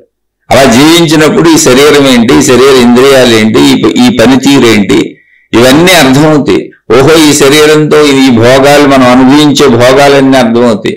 భోగాలన్నీ అర్థమైనాక అలా 100 సంవత్సరాల జీవితంలో అద్భుతమైన జ్ఞానం వస్తుంది. మళ్ళీ మనం పెళ్లి చేసుకొని పిల్లల్ని కానీ పెంచి ధన సంపాదనలు చేసి అనేకం జ్ఞానం అద్భుతంగా వస్తుంది. కొన్ని లక్షల కోట్ల క్రియలు చేస్తాం, కొన్ని లక్షల కోట్ల అనుభవాలు పొందుతాం, అనేక రకాల అనుభవాలకు లోనవుతాం. దాంట్లోంచి ఎంతో పరిణితి చెందినటువంటి జ్ఞానం వచ్చి మన ముందుకు తీసుకెళ్తుంది. ఇది అనుభవ జ్ఞానంగా వస్తుంది. అందుకని శరీరం అనుభవ శరీరం, భోగ శరీరం. అది అంతే తుచ్చమైన శరీరం కాదు. అది దాన్ని నువ్వు వాడేదాన్ని బట్టి, దాన్ని తుచ్చమైన పనులకు వాడితే తుచ్చమైన శరీరం అవుద్ది. నువ్వు తుచ్చమైన పనులకు ఎందుకు వాడతావు? శ్రీరామచంద్రుడిలా వాడు, శ్రీకృష్ణుడిలా వాడు. మహాత్ములు వాడారుగా. దేవుళ్ళు దేవతలు వివాహాలు చేసుకున్న వాళ్ళందరూ ఎలా వాడారు అలా వాడు. కరెక్ట్ గా తెలుసుకోండి. అందుకని చెబుతున్నా, ఏంటైనా ఈ శ్లోకం వదిలేసి ఈ చెబుతున్నాడు అనుకోబాకండి. శ్లోకాలు చెబుతుంటే వినేసి ఏదో వైరాగ్య భావాలు బాగా వచ్చేసినాయి అనుకున్న వాళ్ళు అనేక మంది స్త్రీలు, పురుషులు, వాళ్ళ కుటుంబ సమస్యలు అనేకం మెయిల్ పెట్టి సమస్యలు రాస్తుంటే చెబుతున్నాయి. ఏ దేవుడు మిమ్మల్ని ఎవరిని ఎప్పుడు బాధించడో. మీరు ప్రశాంతంగా ఉండండి, హాయిగా ఉండండి, మనసులు చింతలు కలిగించుకోకండి, వ్యతిరేక ఆలోచనలకు వెళ్ళకండి, చక్కగా మంచిని వినండి, మంచిని పెంచుకోండి. మీ కుటుంబం, మీ పిల్లలు, మీ ఇల్లు, మీ భార్య, మీ భర్త, మీ బంధుమిత్రులు, మీ స్నేహితులు, మీ వృత్తి వ్యాపార ఉద్యోగ ప్రదేశాలు, ఇవన్నీ చక్కగా ముందు జాగ్రత్తగా ఉంచుకోండి. భౌతికం బాగుంటేనే మీ లోపలే ఆధ్యాత్మికంలోకి మీరు వెళ్ళగలుగుతారు. అది మీ లోపల ఉంది. మీ లోపలికి మీరు ప్రయాణించాలంటే మీ బయటది మీకు పర్మిషన్ ఇవ్వాలి, మీ బయటది మిమ్మల్ని అనుమతించాలి. మీ బయటది ఎప్పుడైతే సంతృప్తి చెంది హాయిగా ఉందో లోపలికి ఆటోమేటిక్గా వెళ్ళిపోవడానికి దారి అదే చూపిస్తుంది. అందుకని ఎవరెవరో చెప్పిన పిచ్చి పిచ్చి మాటలన్నీ విని వైరాగ్యం వైరాగ్యం అనుకునేదో వదిలేసి పారిపోదామనే నిర్ణయాలు చేయబాకండి. అది చాలా తప్పు. అటువంటి వాళ్ళని అసలు అనుసరించకండి. మీ జీవితాలు నాశనం అయిపోతాయి, మీ జీవితాలు నాశనం అవుతాయి, మీ జీతాలు నాశనం అవుతాయి. అర్థం చేసుకోండి. ఇప్పుడు వరకు 16 శ్లోకాలు చెప్పుకున్నాం. 17వ శ్లోకం చెప్పుకుందాం. ఆ 17వ శ్లోకంలో అష్టావక్ర మహాముని జనక మహారాజుల వారికి ఏం చెబుతున్నారయ్యా అంటే, నిరపేక్షో నిర్వికారో నిర్భర శీతలాశయ అగాధ బుద్ధిరక్షుబ్దో భవ చిన్మాత్ర వాసన. నాయన, నీ స్వస్వరూపం, దీనికి ముందు శ్లోకాల నుంచి అదే చెప్పుకొస్తున్నారు. నీ స్వరూపం ఏంటి అసలు అని చెబుతున్నారు. నువ్వు శరీరం నేను అనుకుంటున్నావు, మనసు నేను అనుకుంటున్నావు, ఒక పరిమిత భావంలో ఉన్నావు. ఎవరు? మనందరం. అయితే జనక మహారాజు అది దాటేశారు. మీకు ముందే చెప్పాను, ఇది మనకు చెప్పబడుతున్నది కాదు. ఏ స్థితిలో ఉన్న జనక మహారాజుకు చెప్పబడుతుందో కూడా నేను ప్రతి శ్లోకంలో మీకు మళ్ళీ గుర్తు చేస్తున్నా. జనక మహారాజు, అయ్యా నా రాజ్యాన్ని మీకు అర్పించేశాను గురువుగా భావించని, మొత్తం రాజ్యం ఇచ్చేశాను, నేను సామాన్య మనిషిని నుంచున్నాడు. అలాగే రాజ్యంతో పాటు మీకు నా తనువుని మనసుని కూడా అర్పించేశాను. అంటే ఇప్పుడు నా మనస్సు సొంతగా నాకు ఏ భావాలు పుట్టించటం లేదు. ఇది అసలు నా శరీరం అని నేను అనుకోవట్లేదు. ఇది మీ శరీరం, మీకు అర్పించేశాను. ఇప్పుడు మీరు కదలమంటే కదులుతుంది, మీరు ఆలోచించమంటే ఆలోచిస్తుంది, మీరు తినమంటే తింటది, మీరు వద్దంటే అలా ఉండిపోద్ది. అలా ఉండిపోయాడు ఆయన. అది మీరు తెలుసుకోండి. మీరు కావాలంటే ఎవరైనా వెనక నుంచి వినని వాళ్ళు ఉంటే వెళ్ళి మొట్టమొదటి శ్లోకాలకి ఇంట్రడక్షన్ లో ఫస్ట్ స్టార్టింగ్ చెప్పినటువంటి 1-2 శీర్షికలు వింటే జనక మహారాజు అలా ఉండిపోయాడు, మనసుకు చెల్లించక శరీరం అలా నిలిపివేసి ఆలోచించకుండా ఎవరితో మాట్లాడకుండా మళ్ళీ గురువు గారు వచ్చి మాట్లాడు, నువ్వు ఈ పనులన్నీ చేయి, రాజ్యభారం వహించు, అన్ని తిను, శుభ్రంగా ఇదివరకులాగా ఉండంటేనే కదిలేడు ఆయన. అయితే ఆయన అలా ఉండిపోయింది, రాయి రప్పలాగా అయిపోయి స్థాణువులాగా అయిపోయి తెలియని స్థితిలో కాదు, అన్నీ తెలుసు. కానీ నా శరీరాన్ని ఇచ్చేశాను, నా మనసుని ఇచ్చేశాను, నా రాజ్యాన్ని ఇచ్చేశాను అన్నప్పుడు నా ఇష్ట ప్రకారం ఎలా కదులుతాను? ఈ శరీరం మీద నాకు అధికారం లేదు కదా. నా ఇష్ట ప్రకారం మనసుని ఎలా కదుపుతాను? నా మనసు మీద నాకు అధికారం లేదు కదా. కాబట్టి ఆయన చెబితేనే ఏదైనా చేస్తాను అని ఆయన మెదలకుండా ఉండిపోయాడు. మళ్ళీ ఆయన వచ్చి నువ్వు తిను అంటేనే ఆయన తిన్నాడు. నువ్వు రాజ్యాన్ని మళ్ళీ రాజ్యభారం వహించి చెయ్యి అన్నాడు ఆయన. ఎలా చెయ్యి? నా రాజ్యంగా భావించి చెయ్యి, నాకు ఇచ్చేసావు. ఇప్పుడు నీ శరీరం నాదే, నీ మనసు నాదే, నీ రాజ్యం నాదే. ఇవన్నీ నావనుకొని ఇంతకు ముందు నువ్వు ఎలా వీటిని రక్షించి కాపాడి చేసావో, రాజ్యాన్ని, నీ శరీరాన్ని, నీ మనసుని ఇంతకు ముందు ఎలా జీవించావో అలాగే జీవించే, కానీ నావనుకొని జీవించే, అంతే. సింపుల్ అంతే. అప్పుడు ఆయన అలా ఉన్నాడు కనుక ఆత్మజ్ఞానం ఆయనకు చెప్పారు. మనం మనసును ఆపగలమా? ఎవరికైనా మనసుని ఇచ్చేసి ఆపేయగలమా? శరీరాన్ని ఆపేయగలమా? ఆయన వచ్చి చెప్పేవారికి అసలు నేను తినలా, అసలు మాట్లాడలా, ఎవరు ఎన్ని అడుగుతున్నా మాట్లాడాలి, వినపడుతున్నాయి అన్నీ, ఆయనకి అన్ని తెలుస్తున్నాయి. ఎందుకని మాట్లాడండి? నా శరీరం కాదు, నేను ఆయన నా గురువు గారికి ఇచ్చానని. అలానే మీరు ఇప్పుడు వెళ్ళి దీన్ని ఏదో మీ గురువులు ఉన్నారని పిచ్చిగా శరీరం ఇచ్చాను, మనసు ఇచ్చానని పిచ్చి పిచ్చి భావాలు పెట్టుకొని బుర్రలు పాడు చేసుకోబాకండి, పిచ్చెక్కుద్ది మీకు. ఆ రోజుల్లో ఒక విషయాన్ని మనకు బోధించటానికి చెప్పబడినటువంటి ఒక అద్భుతమైన మానసిక స్థితిలో వాడికి ఈ జ్ఞానం అర్థమవుతుంది అని చెప్పటానికి చెప్పబడిన విషయం అది. అటువంటి వ్యక్తి జనక మహారాజు అని. ఇప్పుడు కనపడిన వాళ్ళకల్లా మీరు అష్టావక్ర మహాముని అంత డోరు తగలాలి కదా, అక్కడ ఉండడం. మీరు మోసపోబాకండి. అసలు మీరు ఇచ్చిన పుచ్చుకోడు గురువు గారు, అందుకని మళ్ళీ ఈ పిచ్చిలు ఎక్కించుకుంటారని ఇది కూడా చెబుతున్నా. అయితే నేను మరి కొంతమంది గురువులు తిడతారు, కొంతమంది శిష్యులు తిడతారు. తిట్టినా ఏం చేయాలి? నిజం చెప్పాలిగా. మరి తిట్టేవాళ్ళు తిట్టండి, ఏం పర్వాలేదు. నేను ఈ సహృదయంతో మనుషులు తప్పుదోవకి వెళ్ళకూడదు, తప్పుగా ఎవరికి అర్థం కాకూడదన్న భావంతో చెబుతున్నాను తప్ప ఏ గురువు మీద కానీ, ఏ శిష్యుల మీద కానీ, అసలు ఏ సంస్థ మీద కానీ నాకు ఏ అభిప్రాయం లేదు. నాకు తెలియదు కూడా అసలు పెద్దగా ఎవరి గురించి. ఏదో అక్కడక్కడ యూట్యూబ్లో వింటా ఉంటాను తప్ప అసలు నేను ఇప్పుడైతే లేటెస్ట్గా అయితే నేను ఇంట్లోంచి బయటకు వచ్చి 4 సంవత్సరాలు అయింది. జీవితకాలం మౌనం పెట్టుకుని నన్ను, ఇది 4వ సంవత్సరం. కానీ ఇందులో ఎన్ని తప్పుదోవలకు వెళ్తుందో నాకు తెలుసు. ఎందుకంటే నేను వెనకాల గడిపి వచ్చాను, మనుషుల్ని చూసి వచ్చాను, గురువులను చూసి వచ్చాను, సంస్థల్లో వచ్చాను. ఇప్పుడు నాకు మళ్ళీ ఉత్తరాలు రాసి చెప్పేవాళ్ళు ఉన్నారు, వాళ్ళ భావాలు చెబుతూ ఉంటారు. అందుకని అలా చెప్పాల్సి వస్తుంది. కాబట్టి ఇది చెప్పబడుతుంది ఎవరికి? తన మనసుని, తన శరీరాన్ని, తన సంపదల్ని, సమస్తాన్ని తృణప్రాయంగా ఒక్క మాటతో వదలగలిగినటువంటి స్థితిని సంపాదించిన జనక మహారాజుకి. కాబట్టి దీన్ని మనం అప్లై చేసుకోకూడదు. ముందు మనం వీటిని జాగ్రత్తగా తీసుకెళ్ళాలి. ఈ తనువుని, ఈ మనస్సుని, మన సంపదల్ని ముందు జాగ్రత్తగా పెట్టుకొని వాటితో మంచిగా జీవించడం ముందు నేర్చుకుందాం. తర్వాత దాన ధర్మాలు చేయటం, ఇచ్చేయటం తర్వాత వస్తుంది. అసలు ముందు మంచిగా సంతృప్తిగా జీవించి సరిపోయింది నాకని. నీకు సరిపోతే కదా ఎవరికైనా ఇవ్వటానికి. అసలు ముందు నువ్వు, నాకు ఈ శరీరం సరిపోయింది, ఈ శరీరంతో హాయిగా ఉన్నాను, ఈ సుఖాలు చాలు నాకు, ఇదిగో ఈ మనసు, ఈ భావాలు, ఈ కోరికలు చాలు సంతృప్తిగా ఉన్నాను, ఇదిగో ఈ సంపదలు చాలు సంతృప్తిగా ఉన్నాను అని అసలు ముందు నువ్వు సంతృప్తిగా ఉన్న తర్వాత ఎవరికైనా ఇద్దాం.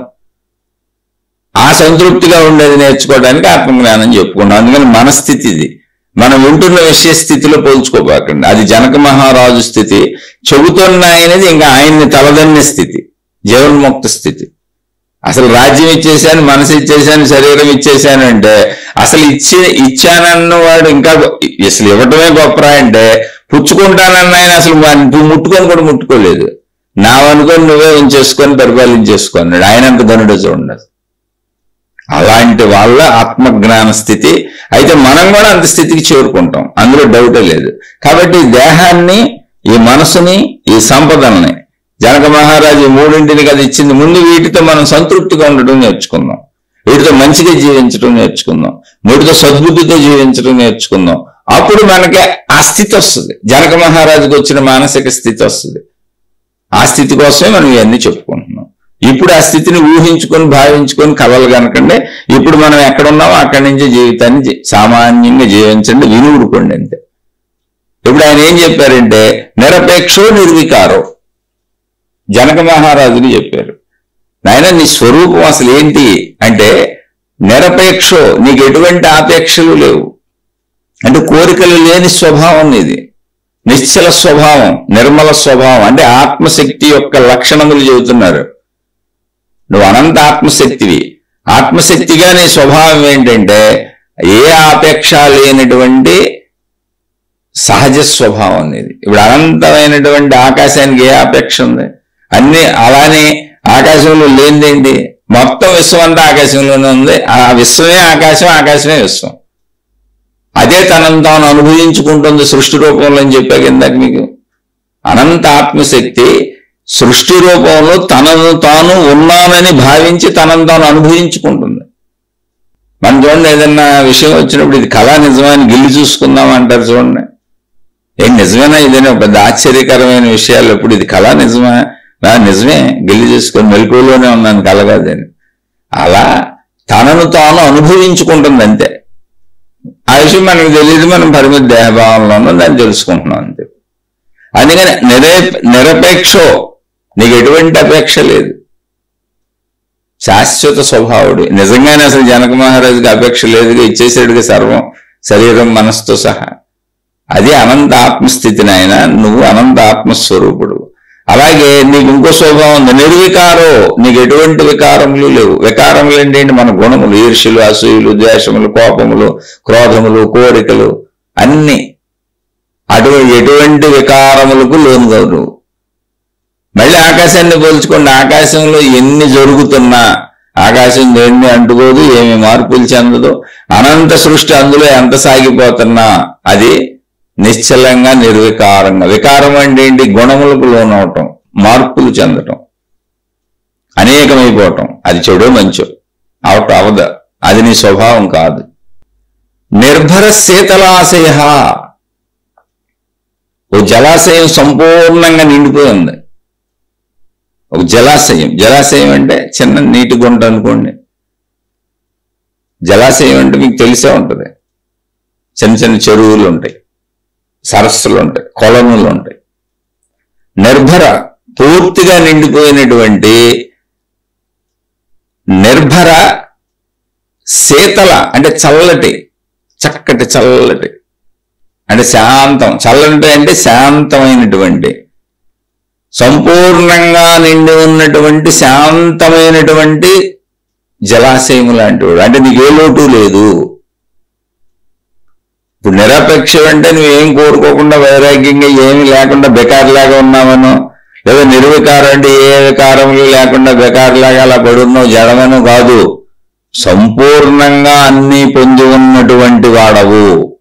నిర్భర శీతలాశయ, సంపూర్ణముగా నిండిపోయి కొలను సరస్సు ఎలా ఉందో, శీతలంగా చక్కగా ఎలా ఉందో అటువంటి సంపూర్ణత్వాన్ని కలిగిన వాడివి నువ్వు. నిరపేక్ష నిర్వికారం అంటే ఏమి లేనోడు అని కాదు. సంపూర్ణత్వం వలన అన్నీ ఉండటం వల్ల నీకు ఏ అపేక్ష లేదు. నువ్వే సంపూర్ణత్వం, నువ్వే పూర్ణత్వం అవటం వల్ల నీకు ఏ అపేక్ష లేదు, ఏ వికారము కలగటం లేదు. ఎందుకంటే నీకు లోటు లేదు, నీలో అసలు లోటు లేదు.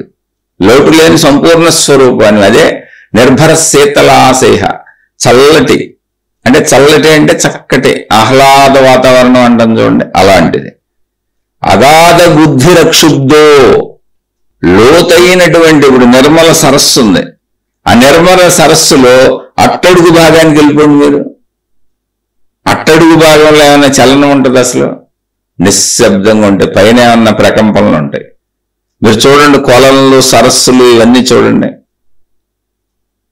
కొలను, సరస్సు, ఈ చెరువులు ఇలాంటివన్నీ అంటే ఏంటంటే ప్రవహించే నీళ్లు కాదు, ఇవి ఒక చోట ఉన్నది అని అర్థం. దాంట్లో చూడండి, మీకు పై భాగంలో ఎక్కడైనా చిన్న చిన్న అలల్లా కదులుతూ ఉంటాయి, గాలికి కానీ ఏదైనా ఒక రాయేసిన ఏదైనా చిన్న చిన్న పురుగులు కాలిన. దాని అడుగు భాగానికి వెళ్ళిపోండి, అగాధానికి వెళ్ళిపోండి. అగాధం అంటే లోతుకి వెళ్ళిపోండి, అట్టడుగు భాగానికి వెళ్ళిపోండి.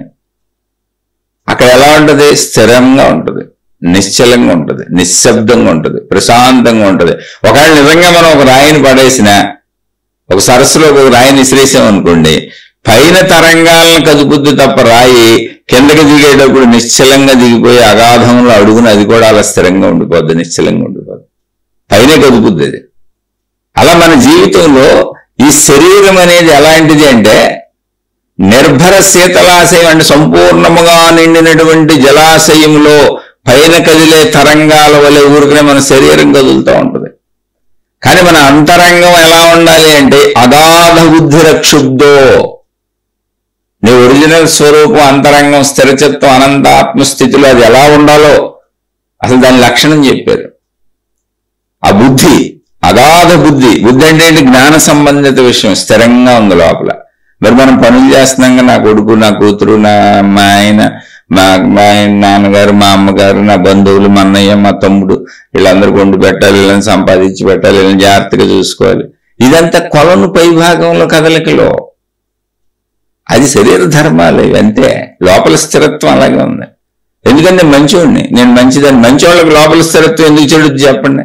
చెడ్డోళ్ళకి ఏమవుద్దో తెలుసా? పైకి మంచోళ్ళ కనబడతారు, లోపల కదిలిపోతూ ఉంటారు.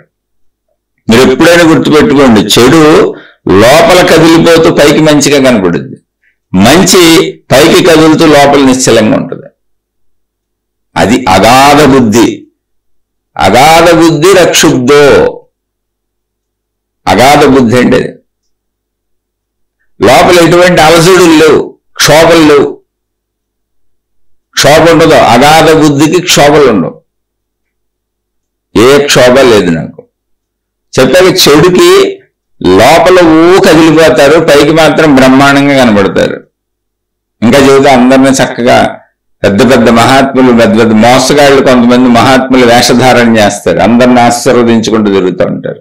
ఇది అందరికీ వర్తించదండి, మళ్ళీ చెబుతున్నా. మోసగాళ్ళు అంతే, మోసగెత్తులు. కానీ లోపల విపరీతంగా చెల్లించిపోతారు వాళ్ళు. అన్ని భావాలు ఉంటాయి వాళ్ళకి, ఈర్ష్యలు, అసూయలు, ద్వేషాలు. వేషధారణలో పైకల్లా కనబడతారు, లోపల సంపూర్ణ అలసడి ఉంటుంది. అందుకే మహామహా వ్యాధులకు లోనైపోతూ ఉంటారు, కొంతమంది బాధలకు లోనవుతారు, అనేక తప్పులు చేసి మోసాలు చేసి పోలీసులకు దొరికి జైళ్లలో ఉన్న వాళ్ళు 2 మంది ఉన్నారు. ఏంటి? కోటాను కోట్ల మందిని నమ్మించిన గురువులు, గురువిణులు, స్త్రీలు కూడా. అలానే ఎప్పుడు మంచోళ్ళు ఉన్నారు. మంచోళ్ళు అయితే మనం ఇదెందుకు చెప్పుకుంటాం? 199 మంది మంచోళ్లే ఉన్నారు, ఎక్కడో 1-6 ఇలాంటి వాళ్ళు అందులో దూరిపోతూ ఉంటారు. అది ఉన్న విషయానికి చెప్తున్నాం. క్షోభలేమి లేవు. అగాధ బుద్ధి, స్థిరమైన బుద్ధి. అంటే హృదయం స్థిరంగా ఉంది. పైకి నేను నా శరీరంలో శరీరపరంగా, ఇంద్రియ పరంగా నా ధర్మాలు నేను అన్ని చేస్తున్నా. అంటే నా శారీరకమైనటువంటి అభిరుచులు, కోరికలు తీర్చడం కూడా శరీర ధర్మమే. నాకు ఆకలేసింది, అన్నం పెట్టద్దు శరీరానికి. అలా నా పంచేంద్రియ కోరికలు ధర్మంగా తీర్చుకుంటాను నేను. అది శరీర ధర్మం. నా శరీరానికి నేను చేసే ధర్మం. నా కుటుంబం ఉంది, నా కుటుంబానికి నేను చేసే ధర్మం. నా అన్నదమ్ములు, అక్క చెల్లెళ్ళు, బంధుమిత్రులు, నేను వృత్తి వ్యాపార ఉద్యోగాలు, నేను బతికినంతకాలం నేను ఉండే ప్రదేశాల్లో నేను చేసే ధర్మం. మొదట నాకు నేను చేసుకునే ధర్మం, రెండవది నా కుటుంబానికి నేను చేసే ధర్మం, మూడవది నా మొత్తం బతికినంతకాలం నా చుట్టూ ఉన్నటువంటి అందరికీ, సమాజానికి నేను చేసే ధర్మం. ఎప్పుడు ధర్మం మంచితోనే ఉంటాను. అప్పుడు నా లోపల ఎందుకు కదులుద్ది? పైన కదులుతో కనపడతాను మీకు. నేను లోపల చాలా స్థిరంగా ఉంటాను. అదే అగాధ బుద్ధి. నాకు లోపల క్షోభలు లేవు. కానీ చెడ్డ వాళ్ళకి, చెడుకి లోపల క్షోభలు ఉంటాయి. లోపల విపరీతంగా కదిలిపోతారు, మనకు తెలియదు లోపల కదలికలు. పైకి మాత్రం చాలా మంచిగా కనబడతారు. అందుకని మిమ్మల్ని మీరు చూసుకోవటమే. ఇది ఎవరి కోసమే చెప్పటం కాదు. మనకెలా తెలుస్తుంది లోపల దశలో? అందుకని ఎవరినాళ్ళు చూసుకోవాలి. ఇది మనను మనం ఉద్ధరించుకోవటానికి మహాత్ములు అందిస్తున్నటువంటి ఒక బాట ఇది. ఇది నాయనా, నువ్వు అగాధ బుద్ధి రక్షుబ్దో, లోపల స్థిరచిత్తమైనటువంటి, క్షోభలు లేనటువంటి, అనంత సర్వవ్యాపకమైనటువంటి స్థిరస్వరూపుడివి. ఆకాశానికి ఏముంది చెప్పండి? మళ్ళీ ఆకాశమే. మీకు సృష్టి చూస్తే ఎలా కనపడుతుంది? ఆకాశాన్ని చూస్తే మొత్తం ఆత్మలక్షణాలతో కనపడుతుంది. కానీ సృష్టి అంతా ఎక్కడుంది? ఆకాశంలోనే ఉంది. మీరు గమనించి చూడండి, సృష్టి అంతా ఎక్కడుంది? ఆకాశంలోనే ఉంది. ఆకాశ శక్తే సృష్టి. ఆకాశానికి భిన్నంగా అసలు సృష్టి ఉండే ఛాన్సు లేదు. కానీ ఆకాశం నిశ్చలంగానే ఉంది. సృష్టి కదులుతూ, చలిస్తూ, రూపాలు ధరిస్తూ, రూపాలు వదిలేస్తూ అలా రకరకాలుగా అవుతా ఉంటుంది. ఆ జ్ఞానాన్ని మనకు చెబుతున్నారు. భవ జన్మాత్ర వాసన. జన్మాత్ర అంటే చైతన్య స్వరూపమైనటువంటి అనంతాత్మ స్వరూపమును. అంటే మనకు వాసనలు ఉంటాయి, కోరికలు. వాసనలు ఏంటంటే మన ఆలోచనలు, భావాలు, ఇవన్నీ వాసనలు. వాసనలు అంటారు. నీకు ఎటువంటి వాసనలు నీకున్నాయి? అనంత చైతన్య స్వరూపం అనేటువంటి వాసన కలిగి ఉండాలి. అది నీ స్వరూపం. నేను అనంత ఆత్మశక్తిని అనే వాసన ఉంది. వాసన ఉంది నీకు కూడా, నేను అనంత ఆత్మశక్తిని. అటువంటిది అది నీ స్వరూపం. నిరపేక్షో నిర్వికారో నిర్భర శీతలాశయ అగాధ బుద్ధిరక్షుబ్దో భవచన్మాత్ర వాసన. అంటే మన తత్వాన్ని చెబుతున్నారు, అనంత ఆత్మతత్వాన్ని చెబుతున్నారు. ఇది నీ ఒరిజినల్ స్వరూపం నాయన అని జనక మహారాజులు చెబుతున్నారు. ఆయనకి డైరెక్ట్ గా అర్థమైపోద్ది. ఎందుకంటే ఆయన శరీరాన్ని వదిలేయగలిగారు, మనసును వదిలేయగలిగారు, మొత్తం సంపదలను వదిలేయగలిగారు. మళ్ళీ వదిలేసిన ఆయన నువ్వు నీ శరీరాన్ని కదుపు, నీ మనసుని కదుపు, నువ్వు రాజ్యాన్ని పరిపాలించు అంటేనే కదిపారు. అది సామాన్య స్థితి కాదు, అది మర్చిపోబాకండి. ఇప్పుడు ఆ స్థితి మనకు వచ్చిన రోజున మనం దీన్ని మనకు అన్వయించుకోవచ్చు. ఇప్పుడు మనం దీన్ని అన్వయించుకోవటం కాదు, ఆ స్థితిని తెలుసుకొని ఇది నా ఒరిజినల్ స్థితి కాబట్టి ముందు నేను అసలు శరీరాన్ని జనక మహారాజులాగా శరీరాన్ని మనసుని సంపదల్ని ముందు నేను సంతృప్తి పడితే అసలు నేను వదలగలనా లేదనే తర్వాత విషయం. ముందు ఉన్నదాంతో సంతృప్తి పడాలి నేను. అందుకని ముందు ధర్మంగా మంచిగా సంతృప్తిగా ఉండడం నేర్చుకుంటాను. అది ప్రస్తుతం నేను చేయవలసిన సాధన. ఇది వింటూ ముందు జనక మహారాజు స్థితిని పొందాలి. పొందితే ఆటోమేటిక్గా ఇది వచ్చేస్తుంది మనకు. దానికోసం ఇవన్నీ చెప్పుకుంటున్నాం. చక్కగా మీరు మీ కుటుంబం హాయిగా ఉండండి, కలకాలం చల్లగా ఉండండి. కుటుంబాలు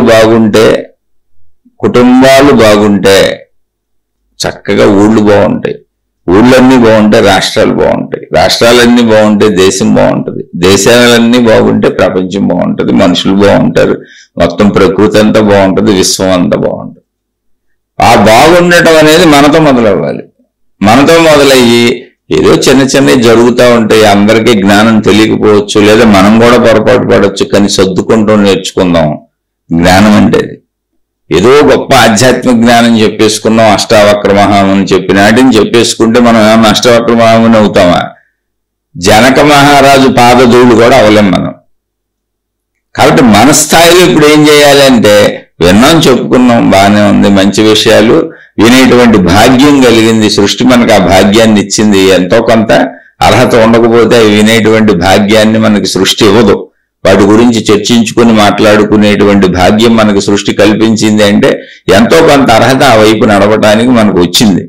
ఆ వచ్చిన దాన్ని పోగొట్టుకోకుండా చక్కగా చుట్టూ ఉన్న మనుషులతో, అంటే మనతో మొదలుపెట్టే ముందు మన శరీరాన్ని జాగ్రత్తగా కాపాడుకొని పంచేంద్రియముల కోరికలు ధర్మంగా తీర్చుకుంటూ మన కుటుంబ సభ్యులందరి మన బాధ్యతల నిర్వహణ సక్రమంగా చేసుకుంటూ మనం బ్రతికినంత కాలం సమాజంలో మనం ఎక్కడ తిరుగుతామో, ఎంతమందితో కలుస్తామో, సమాజంలో ఎలా ఉంటామో, ఆ సమాజంలో కలిసే వాళ్ళందరితో మనం జీవించినంత కాలం సద్భావాలతో మంచితో ఉంటూ ఇలా ముందు సంతృప్తిగా జీవిద్దాం. మనకున్న శరీరంతో, మనకున్న వనరులతో, వసతులతో, మనుషులతో అన్నింటితో సర్దుకొని సంతృప్తిగా ఉండటం ఎప్పుడైతే వచ్చిందో అప్పుడు మనకి ఆత్మజ్ఞానం అర్థమవుతుందని అర్థం. అందుకని ఎవరికాళ్ళు లోపల చూసుకోండి. మనలో ఉన్న చెడు మనకే తెలుస్తుంది. ఆ చెడుని పోగొట్టుకోవటమే ఆధ్యాత్మికత, ఆత్మజ్ఞాన సాధన. అది సాధన అంటే. ఆ సాధన కోసం కాసేపు ధ్యానం చేస్తారు, కాసేపు ప్రశాంతంగా కూర్చుంటారు, దానికి ఏ పేరు పెట్టుకుంటారో మీ ఇష్టం. శుభమస్తు. మరలా మరొక కొత్త శ్లోకంతో కలుసుకుందాం. చెప్పిన విషయాలు ముందు జీవితానికి ఎవరి స్థితిలో వాళ్ళకి అన్వయించుకోండి. మనం ఉన్న స్థితి నుంచే నడక. ఇవన్నీ వినేశాం కదా అని ఏదో మనం అయిపోయామని అస్సలు భావించుకోకండి. ఇవన్నీ మీకు చెబుతున్న నేను అతి సామాన్యుడను. ప్రతి శీర్షికలో చెబుతున్నా. నేను ఏమీ అవ్వలేదు. నా కుటుంబం ఉంది. ఒక మనిషికి ఉండే అన్ని సమస్యలు నాకున్నాయి. అయితే అన్నింటినీ సంతృప్తిగా నా పనులు నేను చేసుకుంటూ వెళ్తాను. అలానే ఇంట్లో ఏమన్నా ఘర్షణలు రావా, పిల్లలతో ఏమన్నా ఘర్షణలు రావా, కేకలేనండి, అప్పుడప్పుడు అన్నీ వస్తాయి. మనుషులకు వచ్చి అన్నీ ఉంటాయి. కానీ అవేవి అగాధము లోపల కదలకి లేదు. పైన సరోవరంలో ఊరికనే అలలు కదిలినట్టు వ్యవహారికంగా అవి జరుగుతూ ఉంటాయి తప్ప నా అంతరంగాన్ని అవేవి కదపో. లోపల చాలా చక్కగా హాయిగా ఉంది. ఎందుకని ఇవన్నీ చెప్పుకోవటం వలన. ఇది ఇంకా ఇలా చెప్పుకుంటూ వెళ్తే ఆ లోపల ఇంకా స్థిరపడుతుంది, అభ్యాసం అవుతూ ఉంటుంది. అందుకే చెప్పుకోవటం, వినటం, మననం చేసుకోవటం, కుదిరినప్పుడు కాసేపు ఒక 10 నిమిషాలు, పావు గంట, అంటే జీవితం దెబ్బతినకుండా ఎవరికి ఇబ్బంది లేకుండా కాసేపు ధ్యానం చేసుకోవటం. ధ్యానం అంటే ఏంటి? ఈ స్థితిని మనలో ఇంకింప చేసుకోవడం అంతే తప్ప ధ్యానం అంటే రకరకాల మార్గాలు పట్టుకొని ఏదో మళ్ళీ ఊహాత్మకంగా జీవించటం కాదు. అంటే ఇక్కడ ఆత్మజ్ఞాన మార్గంలో మిగిలిన తప్పని నేను అంటలేదు. ఈ ఆత్మజ్ఞానానికి సంబంధించి ఈ భావాన్ని, లోపల ఒక నిశ్చల భావాన్ని, నిర్మల భావాన్ని, ప్రశాంత భావాన్ని ఆయన చెప్పారే, నిరపేక్షో నిర్వికారో నిర్భర శీతలాశయ అగాధ బుద్ధి రక్షుబ్దో భవ జన్మాత్ర వాసన. ఇప్పుడు చెప్పుకున్నాం దాని అర్థం. ఆ అర్ధభావాన్ని, అలా నిశ్చలత్వాన్ని, నిర్మలత్వాన్ని, ఆకాశతత్వాన్ని భావించుకుంటూ కాసేపు ధ్యానం చేస్తాం. అది కుదిరినప్పుడు చేయండి అంతే. అలా ముందు జీవితాన్ని చక్కగా పెట్టుకోండి. ఈ శరీరం బాగుంటేనే, మీ కుటుంబం బాగుంటేనే మీరు ఇవన్నీ చెయ్యగలుగుతారు. శుభమస్తు. మరలా మరొక కొత్త శ్లోకంతో కలుసుకుందాం. నేను చెప్పినవి నా సొంత విశ్లేషణలు. ఎక్కడైనా ఏవైనా మీకు నచ్చకపోయినా, నేను సరిగ్గా చెప్పలేదని మీకు అనిపించినా, నేను చెబుతున్నాను నేను అతి సామాన్యుడను, దయచేసి నన్ను క్షమించి ఆ విషయాన్ని అక్కడికి వదిలివేయండి. మంచి మాత్రమే తీసుకోండి. ఏదైనా మంచి మీకు ఇందులో దొరికితే, అర్థమైతే తీసుకొని మీ జీవితంలో ఆచరించుకోండి. శుభమస్తు.